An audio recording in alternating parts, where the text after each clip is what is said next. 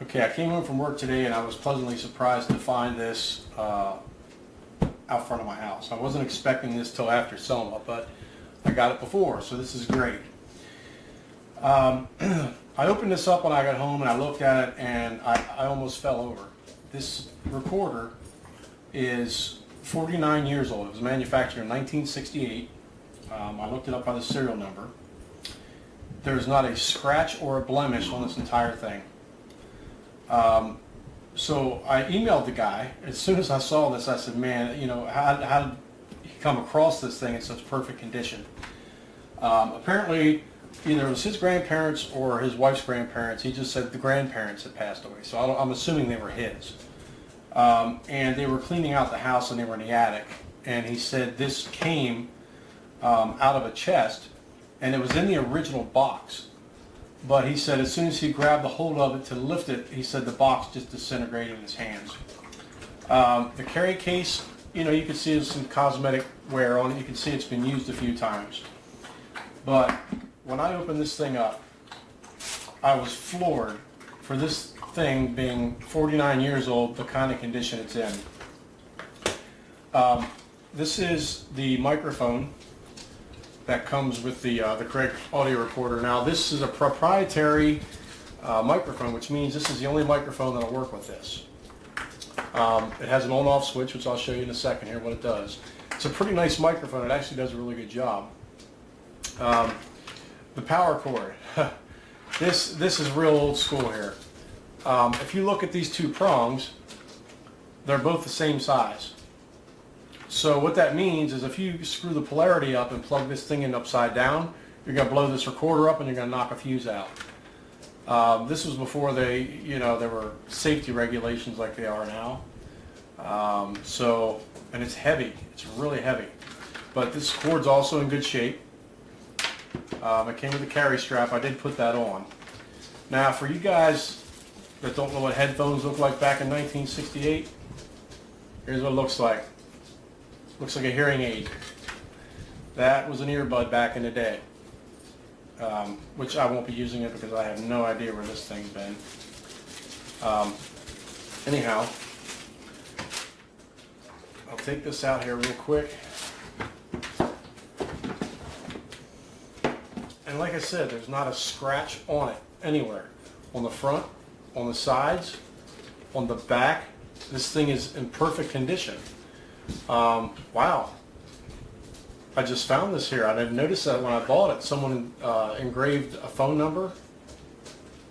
And I'm not sure what the hell this is. Maybe that's a serial number. I'll have to do some digging around. That's pretty interesting. I didn't see that when I first opened it up.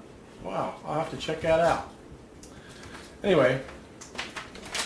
The lid is kind of awkward. It opens up, there's no eject button, so you have to open it up manually. Put a cassette tape in. Just close it. Let me plug it in here real quick. It plugs into the side. And basically, let me see where it tapes at. Here, the controls are on like a joystick. You got your play button, your rewind, your fast forward, your record button, which I'll show you here real quick. I'll plug this microphone in. Now, when I press record, if this is turned off, like it is right now, the switch goes up and down. If it's off right now, and I press record and play, it's ready to record. All I have to do is flip this switch up, it'll start recording. Test 1, 2, test 1, 2, test 1, 2, test 1, 2. As soon as I click stop, it stops recording. And when I pick back up, I'll just throw it back on and I'll do some more recording. When you're finished recording, you just turn it to stop, you rewind it a little bit, and you press play. Or not, because I have this turned off. You need to turn this on. Or unplug the microphone. Test 1, 2, test 1, 2, test 1, 2, test 1, 2. Back on, and I'll do some more recording.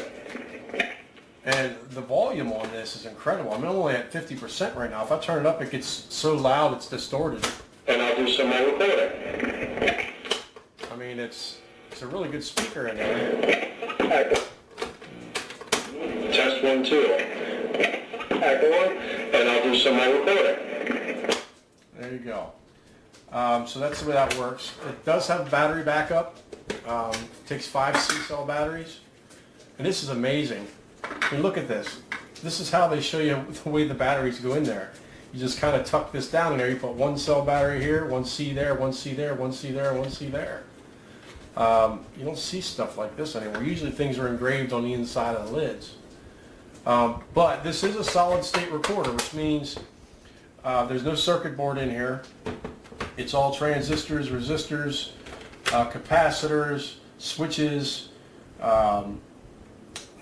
just regular rudimentary electronic components. There's no, electronic circuit boards in here. So this is real old school. I'm sure there's some audio tubes in here. So I'm kind of anxious to get this out, try it out. But I am really happy with the condition. I mean, this is brand new. It floors me that it's that old. So, as you can tell, like I said a million times, I'm pretty excited about it. So we'll give it a shot up here at Selma, and we'll see how it goes. All right, talk later.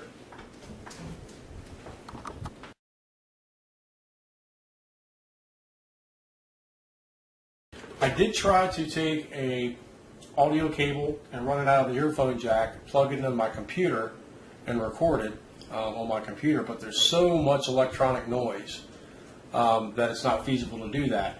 So I did a little test where I just played it back, and I just had a microphone sitting next to it recording it, and it was good. It picked everything up, so we'll have to play around with this and see how it works out for us. This is a recording on the vintage Craig audio cassette recorder. It was manufactured in 1968.